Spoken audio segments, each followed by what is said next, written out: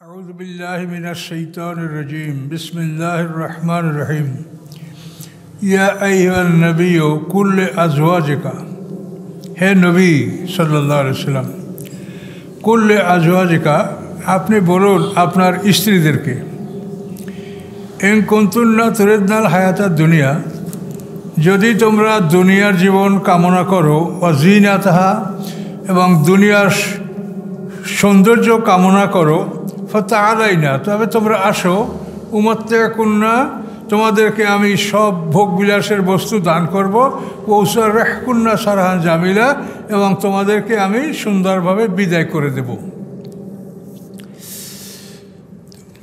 কোরআনের ধারাবাহিকতাটা বোঝেন আপনি। ইতিপূর্বে গত জুমায় তার আগের জুমায় কী শুনছেন? যুদ্ধ, খন্দকের যুদ্ধ, তারপরে ইহুদি বনু করা যায়, এদেরকে এক্সাইল, এদেরকে নির্বাসন, এসব শুনছেন। তো কোরআন হচ্ছে জীবনের সব কিছুর মধ্যে আছে। তা আজকে ওই প্রসঙ্গ না, আজকে সম্পূর্ণ পারিবারিক বিষয়ে আলোচনা হবে ইনশাল্লাহ। এভাবে কোরআনে একের পর এক জীবনের বিভিন্ন বিষয়গুলি আল্লাহ তাআলা আলোচনা করেছেন। তাহলে বিগত দুই জুমে আমরা আলোচনা করেছি আহজাবের যুদ্ধ, ইহুদিদের নির্বাসন। আজকে আল্লাহ পারিবারিক জীবন সম্পর্কে আল্লাহ কথা বলছেন। বিষয়টা হলো যে আল্লাহ রসুল যখন খায়বার জয় করলেন, এরপর মক্কা বিজয় করলেন, এখন তিনি বিরাট একটা রাষ্ট্রের রাজা। তো স্ত্রীরা বলে যে অন্য অন্য রাজারা কত সুন্দরভাবে চলে, স্ত্রীদেরকে কত সুন্দর ভরণ পোষণ দেয়, তো আপনিও তো রাজা, আপনি তো কম না, বিরাট একটা অঞ্চলের রাজা, আপনি খায়বারের বিশাল সম্পত্তি আপনি লাভ করেছেন, তা আমাদেরকে একটু ভালো জীবনযাপন এর ব্যবস্থা করে দেন। কিন্তু আল্লাহ রাসূল তাদের এই কথায় রাজি হলেন না, যে না, আমি স্বাভাবিকভাবে জীবনযাপন করব। আমাকে জান্নাতের সব নিয়ামত দেখানো হয়েছে এবং পৃথিবীর ধন সম্পদ আমাকে রেদওয়ান ফেরেশতা সব দেখিয়েছে। তার কাছে একটা ঝুড়ি, রেদওয়ান ফেরেশতা, জান্নাতের যে প্রধান শ্রেষ্ঠ, তো ওনার নাম রেদওয়ান, ওই গ্রুপটার নাম রেদওয়ান। তো এই রেদওয়ান ফেরেশতা আল্লাহ রসুলের সামনে আইসা বলেন যে আমি রেদওয়ান, সমস্ত পৃথিবীর ধন সম্পদ আমার দখলে আল্লাহ রেখেছেন। তো আমি আল্লাহর পক্ষ থেকে আসছি যে আপনি যদি চান তার দুনিয়ার ধন সম্পদ আপনাকে আমি সব দিব। তো সেই সময় জিবরিল আমিনও সে কাছে হাজির হলেন। আল্লাহ রসুল জিবরিল আমিনের দিকে ইশারা করলেন, তিনি জানতে চান যে জিবরিল আমিন তাকে কী বলেন। তখন জিবরিল আমিন না করলেন, যে আপনি বলেন যে না, এটা আমি গ্রহণ করব না। তখন আল্লাহ রসুল রেদওয়ান ফেরেশতাকে বললেন যে না, আমি এই ধন সম্পদ আমি নেব না, আমি স্বাভাবিকভাবে জীবনযাপন করব এবং স্বাভাবিকভাবে আমি আমার দায়িত্ব পালন করব। তো এই জন্যই আল্লাহ রসুল তিনি অনেক ধন সম্পদের মালিক ছিলেন, কোটি কোটি টাকার সম্পদের মালিক ছিলেন। দেখেন, শুধু মদিনা শহরে 3টা ইহুদিদের দুর্গ ছিল, ইহুদি বনু কাইনুকা, ইহুদি বনু নজির, ইহুদি বনু কুরাইজা। এই বিশাল একটা অঞ্চল নিয়ে তাদের দুর্গগুলি ছিল। এই সব দুর্গ থেকে আল্লাহ রসুল 5 ভাগের 1 ভাগ তিনি পেয়েছেন, কোরআনেই বলা আছে। তাহলে কত সম্পত্তিগুলি? 5 ভাগের 1 একা। এরপরে খাইবার, ফেদাক, তাইমা, ওয়াদিউল কোরা, এই বিশাল বিশাল একটা অঞ্চল খাইবার অঞ্চলে, এগুলি বিনা যুদ্ধে মুসলমানদের হস্তগত হয়েছে। আল্লাহ তাআলা এগুলি সব রাসূলের দায়িত্বে দিয়েছেন যে যুদ্ধ করে যেটা তোমরা অর্জন করছো সেটা গনিমত, এটা তোমরা গ্রহণ করো। এবং বিনা যুদ্ধে যেটা আসছে এটা হলো মালিফাই। মালিফাই মানে যেটা ফেরত দেওয়া হয়েছে।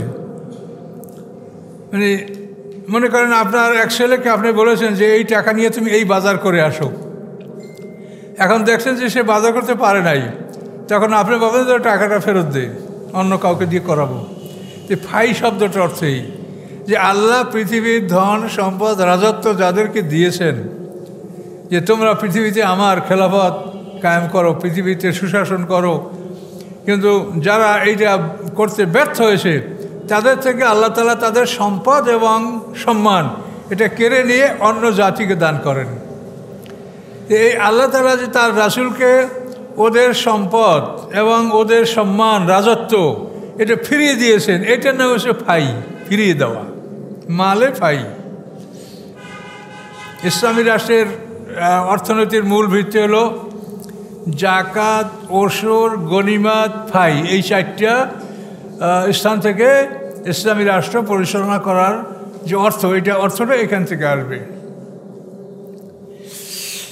তো এখন স্ত্রীদের দাবি, সাধারণত মহিলাদের দাবি থাকেই, মহিলাদের দাবি আপনাদের কাছেও থাকে এবং থাকবে। তারা আমাদের মা বোন মেয়ে। এটার কারণ হচ্ছে যে মহিলারা আসলে সৃষ্টি হয়েছে জান্নাতে। আদম আলাইহিস সালামকে আল্লাহ পৃথিবীর বুকে মক্কা এবং তায়েফের মাঝখানে দোহনা নামী জায়গায় আদম আলাইহিস সালামকে সৃষ্টি করেছেন, আর মা হাওয়াকে সৃষ্টি করেছেন আল্লাহ জান্নাতে। আদম জান্নাতে গেছেন, সেখানে জান্নাতে বসে আদমের পাঁজরের হাড্ডি থেকে উপাদান নিয়ে মা হাওয়াকে সৃষ্টি করা হয়েছে। তো মা হাওয়া নারী জাতির উৎস। তো এখান থেকে ব্যবধানটা দেখা যায় যে পুরুষরা হলো পৃথিবীতে সৃষ্টি আর নারীরা হলো জান্নাতে সৃষ্টি। এজন্য তাদের চাহিদা, তাদের মনের একটা যে দাবি, এটা অত্যন্ত বিরাট বিশাল, এটা কোনো মানুষ পূরণ করতে পারে না। যেহেতু তারা জান্নাতে ছিল, জান্নাত থেকে আসে, তাদের জন্য জান্নাতের পোশাক বৈধ করা হয়েছে, রেশমি কাপড়, স্বর্ণ, এটা বৈধ করা, যেহেতু তারা জান্নাতে ছিল। তো এই হিসেবে নারীর চাহিদা এটা থাকবেই, এটাকে আপনি খারাপ মনে করতে পারেন না। আমরা তো মায়ের পেটেই হয়েছি, আমাদের বোন আছে, মেয়ে আছে, মা আছে, সবই তো। কিন্তু এটা হলো প্রকৃতি, যে সাধারণ নিয়মে আল্লাহ যাকে যা সৃষ্টি করেছেন সেই প্রকৃতি তার মধ্যে পরিলক্ষিত হবে। তো এই জন্য আল্লাহ রসুল স্ত্রীরা খোরপোর চেয়েছে আপনি যেন মন খারাপ না করেন যে রাসূল স্ত্রী এরকম করলো, এটা না। এটা হলো একটা প্রকৃতি, একটা বাস্তব অবস্থা। রাসূল স্ত্রীগণ আমাদের মা, তারা সম্মানের বস্তু। কিন্তু এটা হলো জ্ঞানের বিষয়, জানার বিষয়। কোরআন থেকে আপনি একটা জিনিস খারাপ দিকেও নিয়ে যেতে পারেন আর ভালোর দিকেও নিয়ে যেতে পারেন, কিন্তু আপনার মনের সব খবর আল্লাহ জানেন যে আপনি কী জন্য কী করছেন। এই জন্য আমাদের সবসময় ভালোর দিকটাকে অনুসন্ধান করে বের করতে হবে। এখানে আল্লাহ বলেন, দেখেন, হে নবী, আপনি আপনার স্ত্রীকে বলেন, যদি তোমরা দুনিয়ার জীবন কামনা করো, দুনিয়ার সৌন্দর্য কামনা করো, তবে আসো, তোমাদেরকে আমি ভোগবিলাস দেব, কিন্তু তোমাদেরকে আমি বিদায় করে দেব। এবং এই সম্পর্কে স্ত্রীদের সাথে আল্লাহ রসুল ইলা করেছেন, কসম, অর্থাৎ আমি তোমাদের কাছে যাব না। 1 মাসের জন্য তিনি কসম করেছিলেন এবং 1 মাস তিনি স্ত্রীর থেকে দূরে ছিলেন। শুধু মারিয়া কিপ্তিয়া তার দাসী, তার গৃহে আল্লাহ রসুল অবস্থান করছিলেন। এই ঘটনাটা খায়বারের যুদ্ধের পূর্বক্ষণে এটা হয়েছিল, মক্কা বিজয়ের পরে। ওয়ান কুনতুন্না তুরিদনাল্লাহ ওয়া রাসূলাহু, আর যদি তোমরা চাও আল্লাহকে এবং তার রাসূলকে, ও দারুল আখিরাতা, এবং পরকালের বাসস্থান, তো ফাইনাল্লাহ আ'আদ্দা লিল মুহসিনাতি মিনকুন্না আজরান আযীমা, নিশ্চয়ই আল্লাহ তাআলা প্রস্তুত রেখেছেন সৎকর্মশীলদের জন্য তোমাদের মধ্যে হতে, যারা সৎকর্মশীল তাদের জন্য আজরান আযীমা, বড় পুরস্কার। এখন তুমি কোনটা নেবা, দুনিয়া নেবা না আখিরাত নেবা? আল্লাহ রাসূল এই প্রস্তাব করলেন। তো শেষ পর্যন্ত সকল স্ত্রীরাই আখিরাত গ্রহণ করলেন। তারা দুনিয়ার ধনসম্পদের দাবি তারা সবাই ত্যাগ করেছেন। আশিদিয়াকে আল্লাহ রসুল বলেছেন যে তুমি তোমার পিতামাতার সাথে আলাপ না করে সিদ্ধান্ত নিও না। তা আশিকদা বলেন, ইয়া রাসূলুল্লাহ, এ ব্যাপারে আমি পিতামাতার পরামর্শ নিব? এটা তো আমি আখিরাত গ্রহণ করব, আমি আপনার জন্য, আপনি যা বলেন তাই মানব, এই জন্য কি আমি বাবা মার পরামর্শ নিব? কত বড় কথা দেখেন। সে তো অত্যন্ত অল্প বয়সী নারী ছিলেন, কিন্তু তারপরও তার মেধা। ইয়া নেশান নবী, আল্লাহ বলেন, হে নবী পত্নীগণ, মাইয়াতে মিনকুন্না বিফাহিশাতিন মুবায়্যিনা, তোমাদের মধ্যে হতে যদি কেউ স্পষ্ট কোনো খারাপ কাজে লিপ্ত হয়, তো ইউদাফ লাল আযাব দিফাইনে, তাকে দ্বিগুণ শাস্তি দেওয়া হবে। যেহেতু তুমি নবী পত্নী, কাজে এই জন্য তোমার পক্ষে কোনো খারাপ কাজ করা সম্ভব নয়, আর হবেও না। তারপরও আল্লাহ তাআলা থেকে সতর্ক করলেন যে যদি করো তোমাদের দ্বিগুণ শাস্তি হবে। ওয়াকানা যালিকা আলাল্লাহ ইয়াসিরা, এবং এই শাস্তি দেওয়া আল্লাহর পক্ষে খুবই সহজ, তিনি শাস্তি দেওয়ার ক্ষমতা রাখেন। অমাইয়াক নুত মিনকুন্না লিল্লাহ, এবং তোমাদের মধ্যে হতে যারা আল্লাহর উদ্দেশ্যে বিনয়ী হবে, ও রাসূল এবং রাসূলের উদ্দেশ্যে বিনয়ী হবে, নম্র হবে, ও তা'মাল সালেহান এবং ভালো কাজ করবে, নুতিহা আজরা মাররাতাইন, আমি তাদের পুরস্কার দেব 2 বার দ্বিগুণ। তোমরা ভালো করলে পুরস্কার পাবে দ্বিগুণ, আর মন্দ করলে শাস্তি পাবে দ্বিগুণ। এটা আল্লাহ ঘোষণা করলেন। ওয়াতাদনা রিজকান কারীমা, এবং যারা এই সৎকর্ম করবে আমি তাদের জন্য সম্মানজনক জীবিকা আমি জান্নাতে প্রস্তুত রেখেছি। ইয়া নেসান নবী, হে নবী পত্নীগণ, লাস্তুন্না কাহাদেম মিনান নিসা, তোমরা অন্য নারীদের মতো নও, তোমরা অন্য নারীদের মতো নও। এর তাকাইতুন না, যদি তোমরা আল্লাহকে ভয় করো তাহলে মনে রাখো, ফালা তাকদানা বিল কওল, তখন নরম সুরে কথা বলবে না। কারোর সাথে যদি তোমার কথা বলার প্রয়োজন হয় নরম সুরে কথা বলবে না।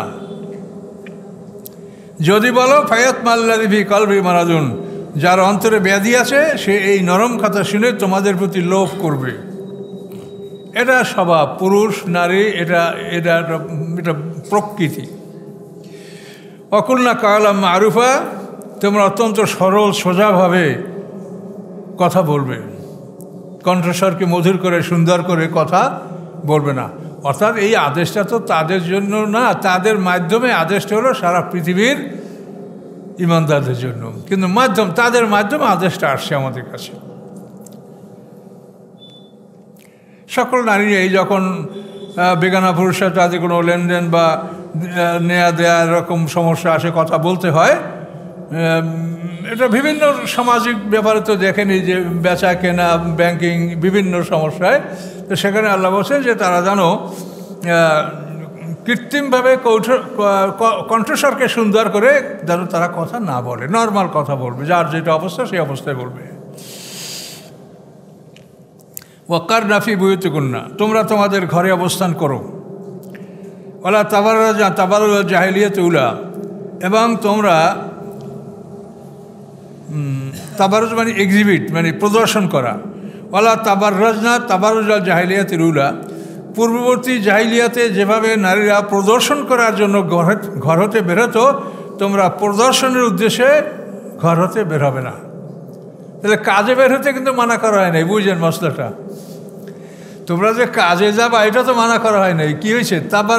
তাবাররুজাল জাহিলিয়াতুল উলা, পূর্ববর্তী অন্ধকার যুগে যে নারীরা প্রদর্শনীর জন্য, পুরুষদের মন জয় করার জন্য তারা যে রাস্তায় বের হতো, বাইরে বের হতো, এইভাবে তোমরা বের হও না।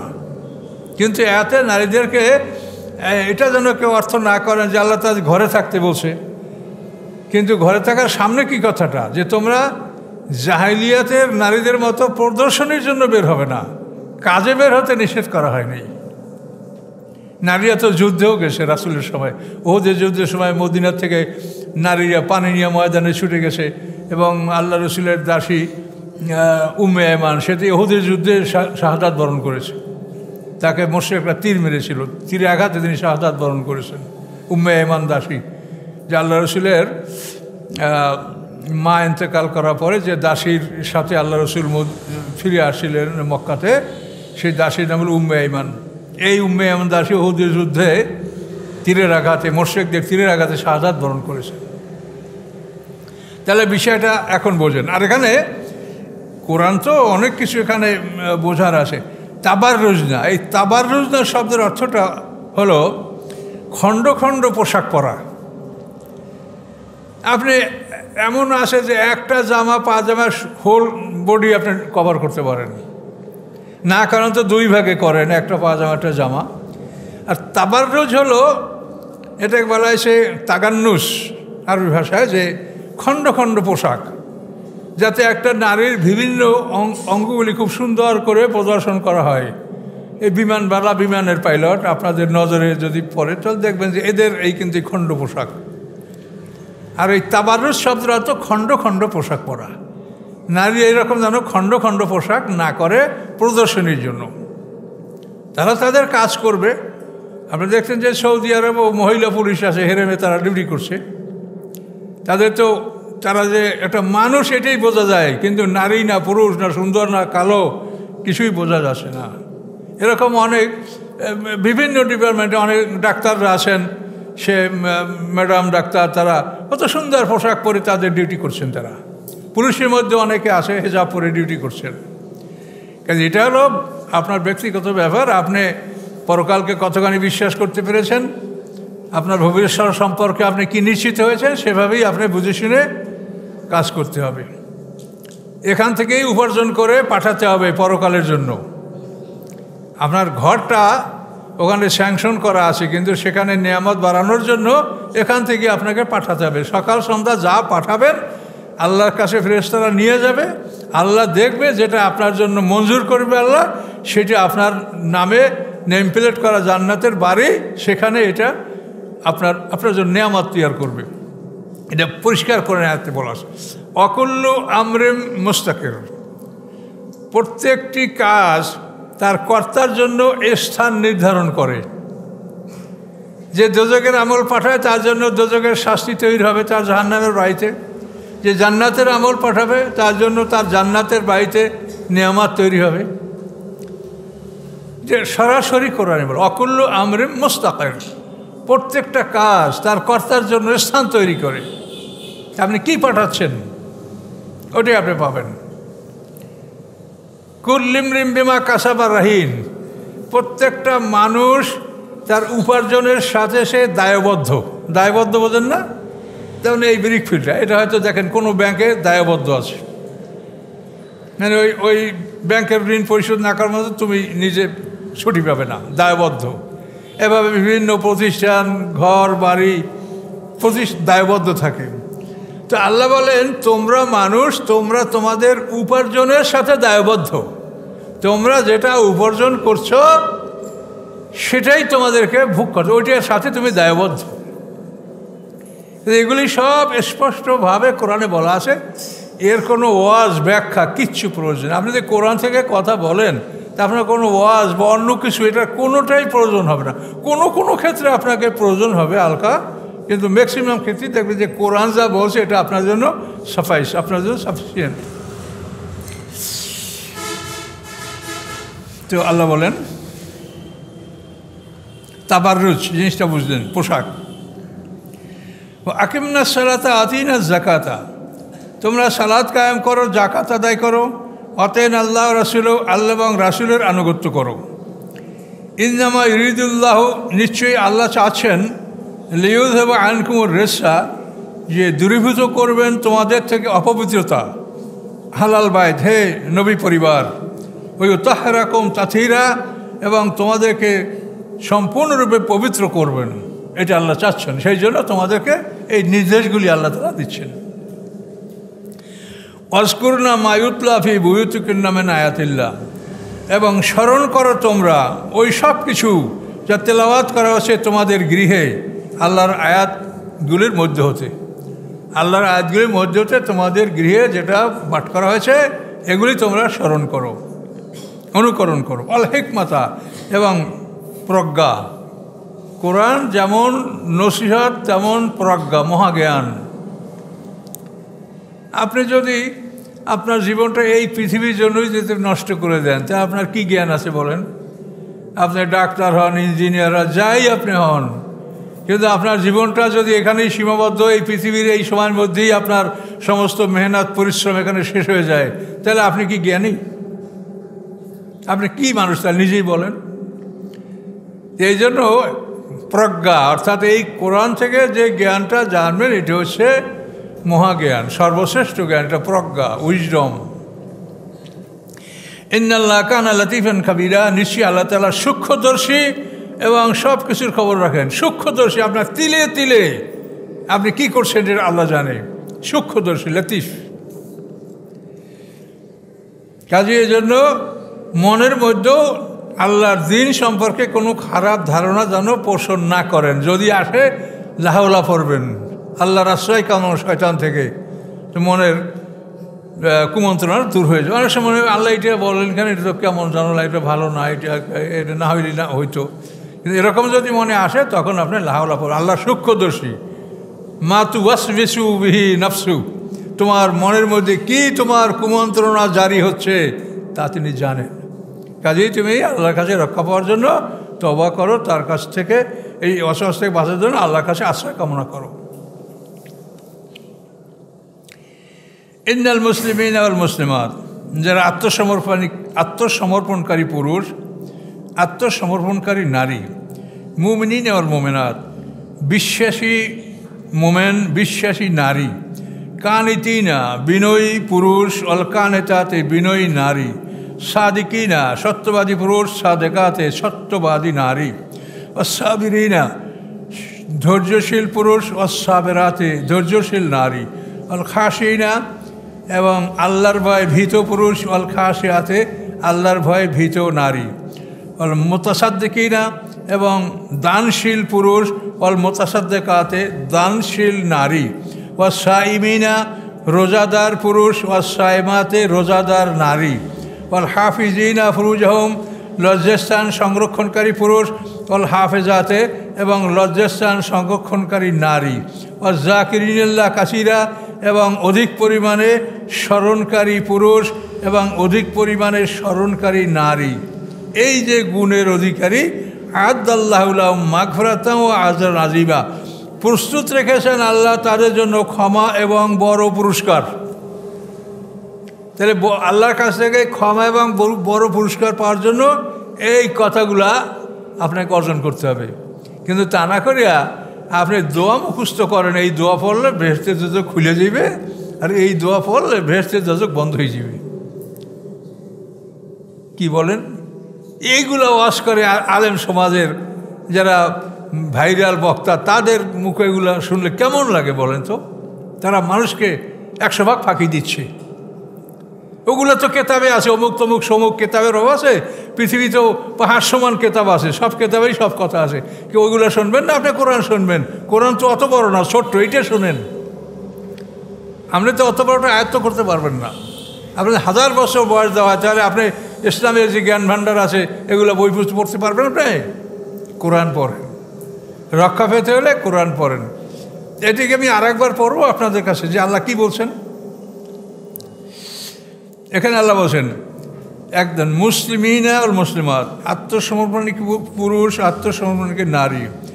2 নম্বর ইমানদার পুরুষ, ইমানদার নারী। 3 নম্বর বিনয়ী পুরুষ, বিনয়ী নারী। 4 নম্বর সত্যবাদী পুরুষ, সত্যবাদী নারী। 5 নম্বর ধৈর্যশীল পুরুষ, ধৈর্যশীলা নারী। তারপর 6 নম্বর মানে আল্লাহর ভয় ভীত পুরুষ এবং ভীত নারী। মুতাসাদ্দিকিনা, দানশীল পুরুষ, দানশীল নারী। সাইমিনা, রোজাদার পুরুষ, রোজাদার নারী। তারপর হাফিজিনা ফুরুজিম, লজ্জাস্থান সংরক্ষণকারী পুরুষ, লজ্জাস্থান সংরক্ষণকারী নারী। আর জাকিরিন আল্লাহ কাসিরা, এবং আল্লাহকে অধিক পরিমাণে স্মরণকারী পুরুষ এবং আল্লাহকে অধিক পরিমাণে স্মরণকারী নারী। 10টা বলছেন, 10। এই 10টা কাজ করতে বলেছেন এবং বলেছেন আদাল্লাহু লাহুম মাগফিরাতান ওয়া আজরান আযীমা, প্রস্তুত রেখেছেন আল্লাহ তাদের জন্য ক্ষমা এবং বড় পুরস্কার। বড় পুরস্কার, বড় ক্ষমা। এখানে সাইমিনা, সাইমাতে তাফসীর কাকরা বলছেন যে ফরজ তো আছেই, সেগুলো তো আলাদা আল্লাহর আদেশ আছে যে ফামান শাহেদা মিনকুমুশ শাহরা ফালিয়াসুম, রমজান মাসে তোমরা যারা গৃহবস্থিত থাকো রোজা রাখো, তো বলাই আছে। এইখানে যে রোজা রাখা বলা হয়েছে এর মানে হলো তোমরা মাঝে মাঝে নফল রোজা রাখো। তোমরা চাঁদের 13-14 তারিখ আইয়ামে বীজের রোজা রাখো, মুহররমের রোজা রাখো, বা বিভিন্ন সময় তোমরা এই নফল রোজা রাখো। আর এখানে দানের কথা বলা হয়েছে, জাকাতের কথা আলাদা বলা হয়েছে। এখানে যে দান, এই জাকাত ছাড়া তোমাদের ইহসান এবং অন্যান্য দান এগুলো করো। এই সব বিষয়গুলি তোমরা যে ফরজ পর্যায়টাও করবে এবং নফল পর্যায়টাও করবে।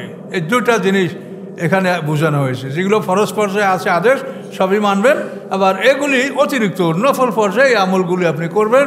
তাহলে আপনাকে কি দেওয়া হবে? ক্ষমা এবং বড় পুরস্কার। শুধু ফরজ ওয়াজিব আদায় করলে পুরস্কার পাবেন, কিন্তু এগুলি সব আদায় করলে আপনি বড় পুরস্কার পাবেন। কথা বুঝতে পারছেন? ফরজ ওয়াজিব ছাড়া যদি আর কিছু আমল না করেন তাতে আপনি পুরস্কার পাবেন, আর এগুলি করলে বড় পুরস্কার পাবেন। জান্নাতে 8টা দরজা, 8টা গ্রেড, আপনি বড় স্তরে জান্নাত পাবেন। এই পরামর্শ আল্লাহ আপনাকে কোরআনে দিচ্ছে, এবং এই কোরআন থেকে যা শুনছেন এতে কোনো সন্দেহ নাই। বলেন, কোনো সন্দেহ আছে? নাই। তাহলে এখানের কথাগুলি আপনি পালন করেন, কষ্ট করে দোয়া মুখস্থ করিয়েন না, তার সাথে কোরআনের একটা আয়াত মুখস্থ করেন, কাজ হবে। এখানে আবার ওই পারিবারিক কথা, এখানে আপনি এমন একটা বিষয় আলোচনা করছেন যে সমাজে ধর্ম আত্মীয় এটার একটা কিন্তু খুবই গুরুত্ব ছিল সমাজে। এই ধর্মকুটুম, ধর্মছেলে, ধর্মমা, ধর্মবোন এগুলি সমাজে একটা ব্যাপক প্রচলন, এবং এর মাধ্যমে দেখা আছে যে অনেক ক্ষেত্রে এগুলির মাধ্যমে সমাজে এমন একটা অবৈধ কিছু সংগঠিত হয়ে শেষ হয় যেটা বলা লজ্জাকর, অথচ এই নামেই ঢোকে, এই নামেই তারা ঢোকে, ধর্মবাপ, ধর্মছেলে, ধর্মমা, ধর্মবোন এইগুলি, কিন্তু পরিণাম দেখা যায় অত্যন্ত ভয়ঙ্কর পরিণতি নিয়ে এগুলো সমাপ্তি ঘটছে। এই জন্য আল্লাহ তাআলা বলছেন যে ধর্ম আত্মীয় বলতে কোনো আত্মীয় নাই, তোমার ধর্ম হলো ইসলাম, ইসলাম যেটা তোমাকে আত্মীয় বলছে সে তারা হলো আত্মীয়, এর বাইরে কোন ধর্মের আত্মীয় তুমি এটা করলাম? আপনি একজনকে ছেলে ভাই, আমার ছেলে, এটা কোন ধর্মে আছে? তা আপনি ধর্ম আত্মীয়টা কেন বলছেন? আপনি তো মিথ্যা বলছেন, এটা কোনো ধর্মে নাই। আপনার পিঠ থেকে যে সন্তান জন্মগ্রহণ করে এগুলি আপনার সন্তান। হালাইলু আবনাইকুমুল্লাযিনা মিন আসলাবিকুম কোরআনে আছে না, যে ওই সমস্ত পুত্রদের বধূ তোমাদের জন্য হালাল যে পুত্ররা তোমাদের পিঠ হতে জন্মগ্রহণ করেছে, ধর্মপুত্র না। তো এখানে এমন একটা ঘটনা আপনারা শুনবেন, আল্লাহ রসুলের ঘরে একটা দাস ছিল যায়েদ ইবনে হারেসা। এই যায়েদ ইবনে হারেসাকে আল্লাহ রসুল ওকাজ বাজার থেকে ছোটোবেলায় কিনে এনেছিলেন, তারপর তাকে লালন পালন করছেন, এরপর তাকে মুক্ত করে দিয়েছেন। রাসুলের পরিবারেই ছিল। মুক্ত করার পরে সে আল্লাহ রসুলকে আব্বা আব্বা ডাকতো, এবং মানুষেরাও মনে করতো যে এটা মুহাম্মদের ছেলে, এভাবে একটা কথা ছিল। তো এই বিষয়টাকে আল্লাহ রদ করলেন, এবং সমস্ত সমাজ থেকে এই ধর্মাত্মীয়র প্রথাটা বিলুপ্ত করার জন্য আল্লাহ তাআলা একটা কৌশলগত অবস্থা এখানে কোরআনে আমাদেরকে তুলে ধরেছে, সেটা আমরা দেখব। আল্লাহ বলেন, অমা কানা লিমুমিনিন ওয়ালা মুমিনাতিন ইযা কাযাল্লাহু ওয়া রাসূলুহু আমরান আইয়াকুনা লাহুমুল খিয়ারাতু মিন আমরিহিম। অধিকার নাই কোনো মোমেনের এবং না কোনো মোমেন নারীর, যখন সিদ্ধান্ত করবেন আল্লাহ এবং রাসূল কোনো বিষয়, সেখানে তাদের যে ইচ্ছা পোষণ করা, খেয়ার অপশন, এটা থাকবে না। আল্লাহ এবং আল্লাহ রসুল কোনো মোমেন পুরুষ, মোমেন নারীর উপরে যদি কোনো সিদ্ধান্ত আরোপ করেন, সেটার উপরে তাদের কোনো খেয়ার বা অপশন থাকবে না। সেটাই তারা করব কি করব না এটা তারা বলতে পারবে না, করতে হবে। খিয়ারাতু মিন আমরিহিম। অমাইয়া আসিল্লাহা, যারা অবাধ্য হবে আল্লাহর ও রাসূল এবং তার রাসূলের, ফাকাদ দাল্লা দালালাম বাঈদা, অবশ্যই তারা বহু দূর দূরান্ত ভ্রষ্ট পথে তারা হারিয়ে যাবে। দাল্লা হারিয়ে যাবে, দালালা মুবিনা স্পষ্ট ভুল পথে তারা হারিয়ে যাবে। এখন এখানে বিষয়টা কি? বিষয়টা হলো আল্লাহ রসুলের ফুফাতো বোন উমাইয়া রাদিয়াল্লাহু তাআলার কন্যা জয়নব বিনতে জাহাশ। এই জয়নব বিনতে জাহাশের বিবাহের জন্য আল্লাহ রসুল প্রস্তাব পাঠালেন যে জয়নব বিনতে জাহাশকে আমার যে পল্লক পুত্র যায়েদ ইবনে হারেসা, তার সাথে আমি তার বিবাহটা আমি দিতে চাই। তো প্রথমে ওরা বুঝতেই পারে নাই, পরবর্তী যখন বুঝছে যে আল্লাহ রসুল তার এই ধর্মছেলের জন্য তাকে নিতে চায়, তখন তারা অস্বীকার করলো। তো এরা হলো কোরাইশ বংশের লোক, আল্লাহ রসুলের আপন ফুফাতো বোন এই জয়নব বিনতে জাহাশ। তো সে একজন আজাদকৃত দাস, যদিও এখন সে স্বাধীন, কিন্তু সে তো তার কোনো ওরকম বংশ পরিচয় নাই। আরবদের যে একটা কুফু যেটাকে বলা হয়, বংশের যে একটা সমতা, এই বংশের মর্যাদা তার না। এই জন্য এই জয়নব বিনতে জাহাশ এবং তার ভাই আব্দুল্লাহ ইবনে জাহাশ, তার মা উমাইয়া, তারা এই প্রস্তাব অস্বীকার করল। অস্বীকার করার পরে আল্লাহ আয়াত নাযিল করলেন যে প্রস্তাবটা করছিল কে? রাসূল। তা এখানে আল্লাহ আয়াত নাযিল করে বললেন যে আল্লাহ এবং রাসূল কোনো আদেশ দিলে বা কোনো প্রস্তাব করলে সেইটা কোনো মোমেন নারী পুরুষের জন্য প্রত্যাখ্যান করার অধিকার নাই। এখন তারা কম্পেল যে এটা কিছু বলার নাই, এই বিয়ে হবে। এইভাবে এই বিয়েটা সম্পন্ন হলো। তারপরে এই বিয়েটা ধ্বংস হলো। তারপরে আল্লাহ রসুল তাকে বিয়ে করলেন। এই ঘটনা এখানে সম্পন্ন আছে, দেখেন। এখন আল্লাহ বলেন, রাসূলের বিষয়টা বলছেন, এস তাকুলু লিল্লাযী, যখন আপনি বলেছিলেন তাকে আনআমাল্লাহু আলাইহি, যার উপরে আল্লাহ তাআলা অনুগ্রহ দান করেছেন, ও আনআমতা আলাইহি, এবং আপনিও তার উপরে অনুগ্রহ দান করেছেন, যেহেতু আপনি তাকে লালন পালন করছেন, আপনার গৃহে সে মানুষ হয়েছে, যায়েদ ইবনে হারেসা। তাকে আপনি কি বললেন? আমসিক আলাইকা জাওজাকা, তুমি তোমার স্ত্রীকে রাখো। মানে এই জয়নব তুচ্ছ বংশীয় মেয়ে এই যায়েদ ইবনে হারেসার সাথে তার একটা আন্তরিকভাবে একটা স্বামী স্ত্রীর মধ্যে যে একটা গভীর ভালোবাসা, একটা সৃষ্টি হয়নি। না হওয়ার কারণে যায়েদ ইবনে হারেসা তাকে তালাক দেওয়ার চিন্তা ভাবনা করলেন যে উচ্চবংশীয় মহিলা, সে আমার সম্পূর্ণ আনুগত্য করতে রাজি হয় না, আমি তাকে তালাক দিয়ে দেব। তখন আল্লাহ রাসূল বললেন, আমসিক আলাইকা জাওজাকা, তুমি তোমার স্ত্রীকে রাখো, তালাক দিও না, অত্তাকিল্লাহা, তুমি আল্লাহকে ভয় করো। এটা আল্লাহ রাসূল বললেন। কিন্তু আল্লাহ বললেন, অতুখফি ফি নাফসিকা মাল্লাহু মুবদিহি, হে রাসূল, আপনি আপনার মনের মধ্যে একটা বিষয় গোপন রেখেছিলেন, আল্লাহ সেটা প্রকাশ করে দিবেন। গোপন বিষয়টা হলো, আল্লাহ রাসূল এটা ওহীর মাধ্যমে জানতেন যে এই জয়নব তার স্ত্রীকে তালাক দিলে আল্লাহ তাআলা আমাকে বলবেন যে তাকে তুমি বিয়ে করো। ধর্ম আত্মীয় কোনো আত্মীয় না, ধর্ম ছেড়ে তার স্ত্রীকে তালাক দিলে তাকে তার ধর্মভাব যেটা তোমরা মনে করো সে বিয়ে করতে পারবে। তো এটা আল্লাহ রাসূল ওহীর মাধ্যমে জানতেন, এই জন্য তিনি ওকে বলছেন যে তুমি তাকে তালাক দিও না। আর আল্লাহ বলছেন যে আপনি মনের মধ্যে একটা জিনিস গোপন রেখেছেন, যেটা আল্লাহ প্রকাশ করে দিবেন। অতাকশান নাস, আপনি মানুষকে ভয় করছেন, আল্লাহু আহাক্কু আন তাকশাহু, আল্লাহ বেশি অধিকার রাখে যে আপনি আল্লাহকে ভয় করবেন। এটার কারণ হলো যে এই জয়নবকে যে বিবাহ করার জন্য আল্লাহ আদেশ দিবেন এবং ধর্মপুত্র প্রথা যে বিলুপ্ত করবেন, আল্লাহ রসুলের নিজেকে এটা করে দেখাতে হবে। তো এই বিষয়টা আল্লাহ রসুল জানতেন। তা তিনি লজ্জাবোধ করছিলেন কেন? যে এই বিয়াটা ছিল আল্লাহ রসুলের 5 নম্বর বিয়া। এখন সবাই তো বিয়া 60টা করে, কিন্তু আল্লাহ তাআলা তার রাসূলকে তো 11 বিয়ার অনুমতি দিয়েছেন। এটা 5 নম্বর বিয়া। তারপর এটা ধর্মশীলের পুত্রবধূর বউ, তো এগুলি নিয়ে সমাজের সমালোচনা হবে, এটা আল্লাহ রসুল বুঝতে পারছিলেন। এই জন্য তিনি যায়েদ ইবনে হারেসাকে বলছেন যে তুমি তোমার স্ত্রীকে রাখো, তুমি তাকে তালাক দিও না। আর আল্লাহ রাসূলকে বলে যে আপনি মানুষকে ভয় করেন, সেই জন্য আপনি এই কথা বলছেন। ফালাম্মা কাজা জাইদু মিনহা ওয়াতারা, অথবা যায়েদ ইবনে হারেসা যখন তার প্রয়োজন সমাপ্ত করলো, মানে এই স্ত্রীতে তার আর কোনো প্রয়োজন নাই, তালাক দিল, আল্লাহ বলেন জাওয়াজনাকাহা, তার ইদ্দাত আনতে আমি আপনার সাথে তার বিয়া দিয়ে দিলাম। এই বিয়াটার জন্য কোনো ইজাব কবুল, কোনো সাক্ষী মহারানা কিছু না, আল্লাহ স্বয়ং এই বিয়ে দিয়েছেন। আল্লাহ বলেন জাওয়াজনাকা, আমি আপনার সাথে জয়নবের বিয়া দিয়ে দিলাম। লেকায় লা ইয়াকুন আলাল মুমিনিনা, যাতে না থাকে মোমেনদের উপরে হারাজুন, কোনো জটিলতা, ফি আজওয়াজি আদিহিম, তাদের মুখ ডাকা সন্তানদের স্ত্রীদের ব্যাপারে, এজা কাদাও মিনহুন্না ওয়াতারা, যখন তারা তাদেরকে তালাক দেয়। এই জন্য আমি আপনার সাথে এর বিয়ে দিয়ে দিলাম। এই জয়নবের বিয়ে হয়েছে আল্লাহর হুকুম, এটা কোনো মহারানা সাক্ষী ইজাব কবুলের কিচ্ছু হয়নি। যেমন আদম আলাইহিস সালামের বিয়ে হয়েছিল জান্নাতে। আদম আলাইহিস সালামের বিয়া জান্নাতে আল্লাহ পড়িয়ে দিয়েছিলেন। আমার তাফসিরে এর খুতবা আছে, আমার বইতেও এই খুতবা আছে, দেখবেন আদম হওয়ার বিয়ে এবং খুতবার ইতিহাস।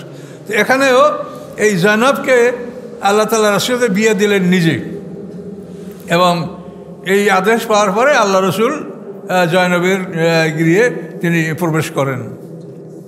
ইজা কাদাও মিনহুন্না ওয়াতারা ওয়াকান আমরুল্লাহ মাফউলা, এবং আল্লাহ যেটা করবেন সেটা করবেনই, সেটা হয়েই আছে।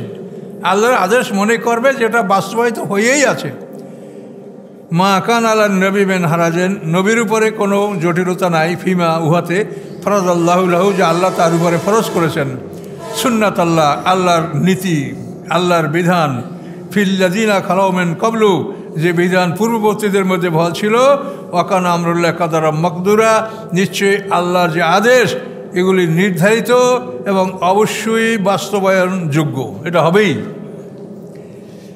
আল্লাযীনা ইউবাল্লিগুনা রিসালাতিল্লাহ, যারা রেসালাতের তাবলীগ করে, রেসালাত মানে আসমানি কিতাব, রেসালাত, ওই ইয়াখশাউনা, এবং তারা আল্লাহকে ভয় করে, ওয়ালা ইয়াখশাউনা আহাদান ইল্লাল্লাহ, আল্লাহ ছাড়া আর কাউকে ভয় করে না। রাসূলকে বলছেন যে আপনার মনে একটা ভয়, দুশ্চিন্তার, সমালোচনা,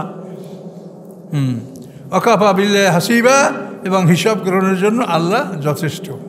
মা কানা মুহাম্মাদুন আবা আহাদিম মির রিজালিকুম, মুহাম্মদ সাল্লাল্লাহু আলাইহি ওয়াসাল্লাম তোমাদের কোনো পুরুষের পিতা নয়, পুরুষের পিতা নয়। তার যে ছেলে ছিল আল্লাহ রসুলের, তৈয়ব, তাহের, আবদুল্লাহ, ইব্রাহিম, এরা সব নাবালেগ, এরা পুরুষ না। এই জন্য বলছে মুহাম্মদ সাল্লাল্লাহু আলাইহি ওয়াসাল্লাম কোনো পুরুষের পিতা ছিলেন না। তাহলে ওই যায়েদ ইবনে হারেসা এর পিতা মুহাম্মদ সাল্লাল্লাহু আলাইহি ওয়াসাল্লাম নয়, এইটা বোঝাবার জন্য আল্লাহ এই কথাটা বলছে। আল্লাহকে রসুল্লাহ, তিনি আল্লাহ রসুল, খাতামুন নবীন এবং সর্বশেষ নবী। ওকান আল্লাহ বিকুল্লি শাইইন আলিমা, আল্লাহ সব কিছু সম্পর্কে অবগত আছেন।